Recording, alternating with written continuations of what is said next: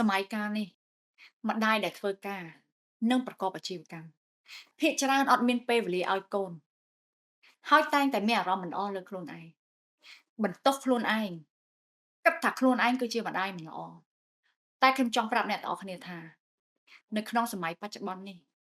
ម្ដាយក៏មានទំនួលខុសត្រូវរកចំណូលចូលគ្រួសារដែរការពិតទៅ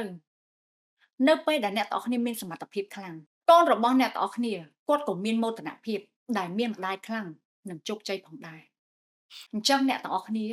គួរតែព្យាយាមធ្វើគំរូដ៏ល្អសម្រាប់គាត់ធ្វើជា idol គាត់ព្រោះថ្ងៃអនាគតកូនរបស់អ្នកទាំងអស់គ្នានឹងឆ្លងកាត់អ្វីដែលអ្នកទាំងអស់គ្នាកំពុងតែឆ្លងកាត់តាមរយៈវីដេអូមួយនេះខ្ញុំសង្ឃឹមថាអ្នកទាំងអស់គ្នានឹងលែងបន្ទោសខ្លួនឯងហើយលែងគិតថាខ្លួនឯងជាមនុស្សមិនល្អជាម្ដាយមិនល្អព្រោះពួកយើង